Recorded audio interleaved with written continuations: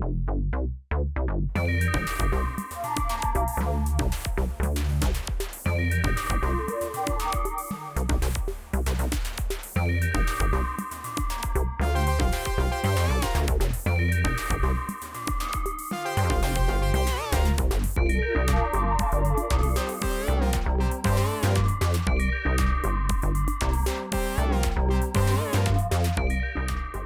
there! Today I'm going to present you a look into the Sequential Prophet-6 synthesizer, and I'm not doing this to establish any sort of competition towards Markus Fuller's YouTube channel. That is the guy who usually takes a look into synthesizers. No, I'm doing this because I was recently experiencing some issues with one of the 6 voice cards. It was nothing too dramatic really, but I realized some sort of clipping, a very subtle distortion that affected a voice, and so I got in touch with Dave Smith Instruments. And as awesome as they are, usually they send me a replacement card pretty much immediately. So I thought, this might serve as a good opportunity to let you all participate in what the Prophet-6 looks on the inside. Also, for the case that some of you might experience a similar issue, this you can regard this as a sort of manual for a quick fix, because it's really easy, and it also shows some of the nifty design choices on behalf of Sequential / Dave Smith Instruments. Okay, so here we go. So before you access the inside of the Prophet-6, make sure to unpower the unit and to remove all connected cables. The audio cables, pedals, the USB cable and the power cable. Now, the only thing you need to access the inside of the Prophet-6 is a screwdriver. So really simple. Now the first thing you want to get rid of is or are the wood sides. And on each side there are 2 screws which you want to remove. With a little bit of video magic, we'll do that in an instant. So after we've removed the wood sides, we need to remove 2 more screws on each side, which are over here, respectively here. This side you can't see. Those screws basically connect the front panel to the sides. And we'll take a shortcut here again. So now we've removed all the screws, we can plug in the power cable again. And also the outputs, in case you need to find out what voice is affected. Okay. And you can turn on the unit now and take a look underneath the lid.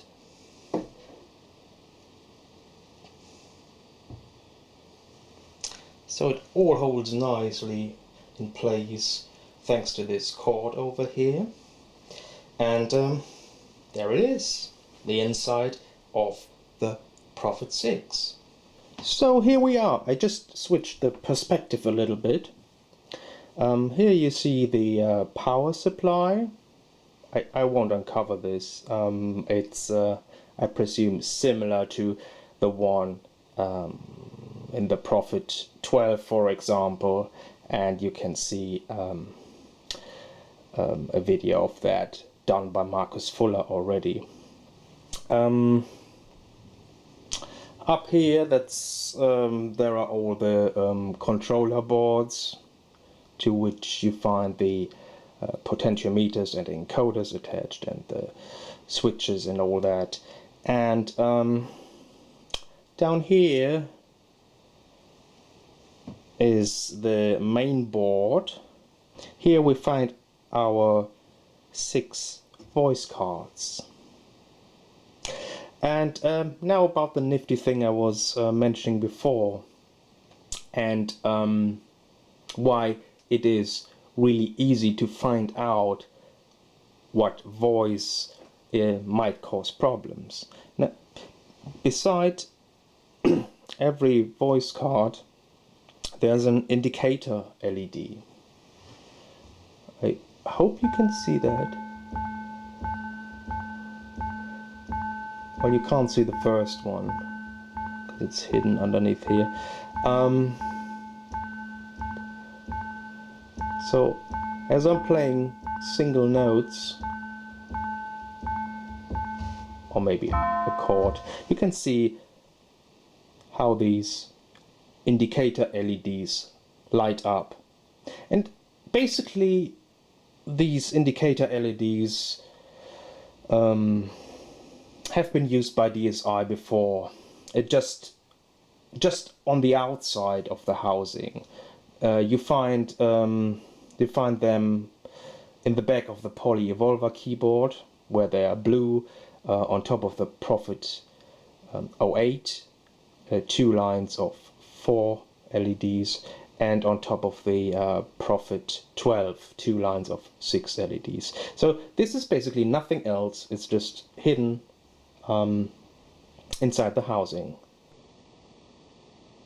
So here's a closer look at the main board, and over here you have a close-up of the voice cards with the 2 capacitors at the top, and they certainly look a little bit more impressive than the voice chips that have been used by DSI in the instruments that have been released previous to the Prophet-6. And here you also have the typical secret message on DSI PCBs. This time Sequential is back. Unfortunately no picture, not that I've seen. Anyway, I'll show you the LEDs again. There's the first one, second one, third one, fourth one, fifth one, and sixth one over here. This is the processor here. It's a Shark ADSP. I don't know if it's turned the wrong way around. Anyway, it's a Shark ADSP 21489 processor.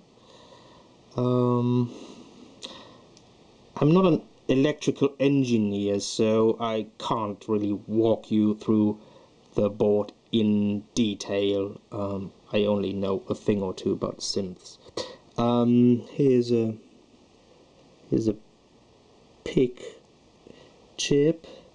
Something that's really nice about the more recent Dave Smith instruments, I think from the Prophet-12 on, they use these tabs here. I should take this one, the tabs over here, to make the connection safe between the boards. You just have to push them to the left and the right, and then the connection is automatically lifted. Well, here are the Midi connections. There is the opto isolator, I believe. These are the pedal inputs, and over here You have the headphone out and the stereo outs. Alright, that's about all I can tell you. Now back to the voice cards. You can figure out which voice is affected by just playing. In my case, it's voice number 2.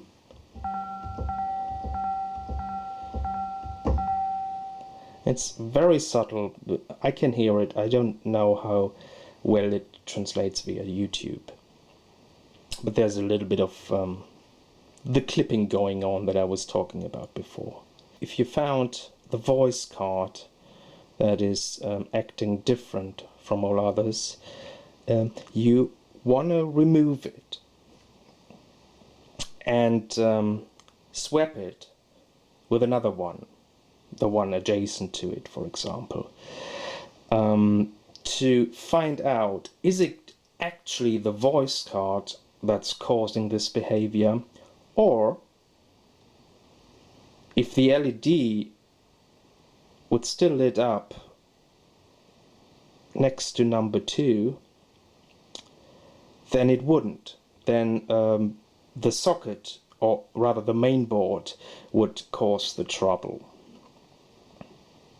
So you want to swap the voice cards first in order to find out, or to validate, is it actually the voice card causing this behavior, or is it maybe the main board? I already followed through this step, and thankfully it's not the main board that's affected.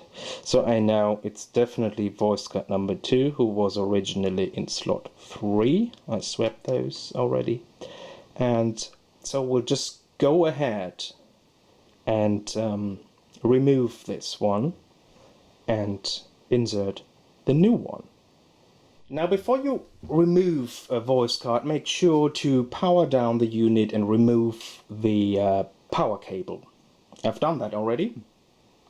Next to the voice cards, or on each side of the socket, you find these tabs.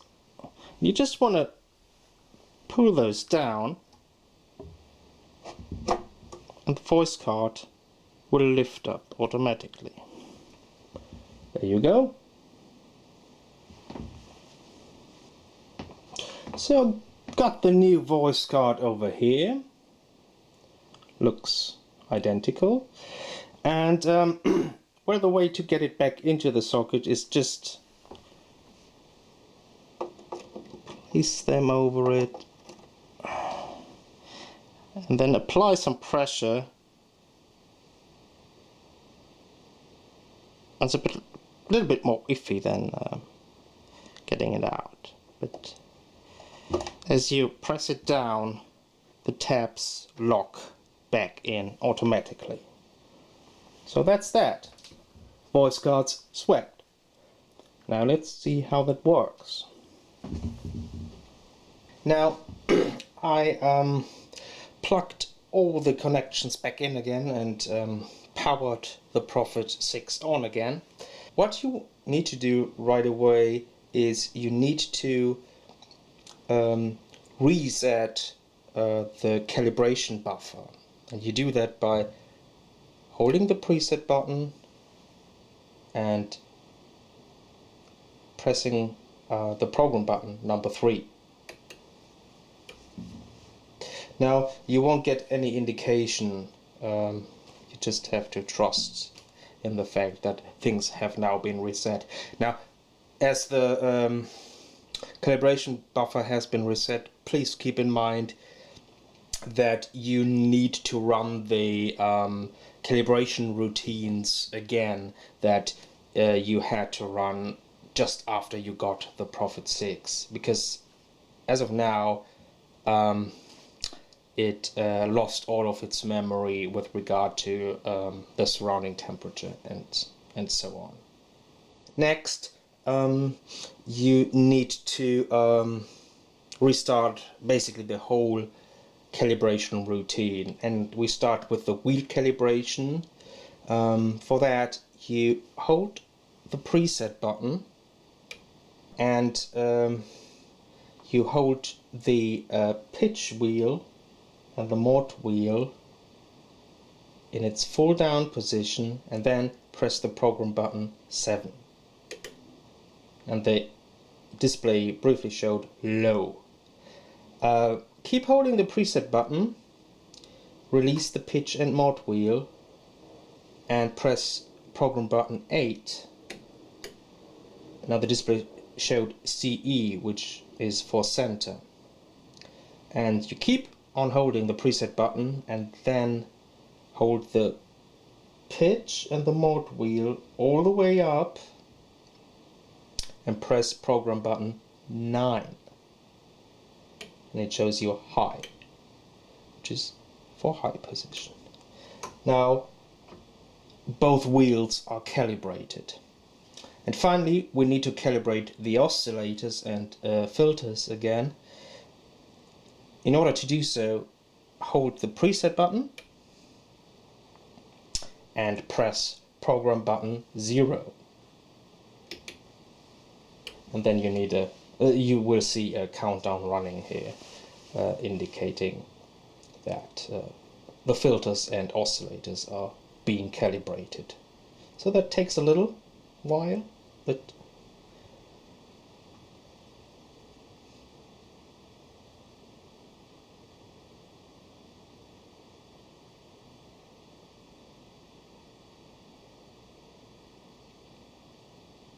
L is for low pass.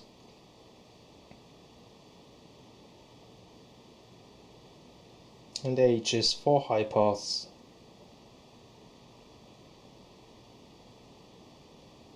Done.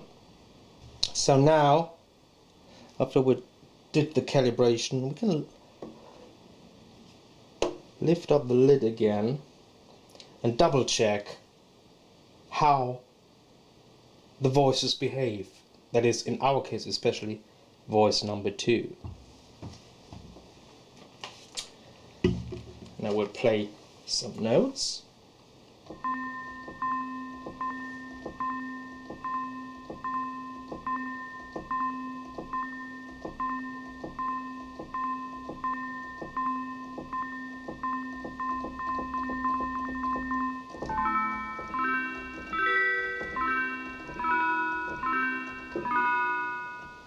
Perfect, sounds good to me. So we can close the lid again and reassemble the Prophet-6 in the reverse order.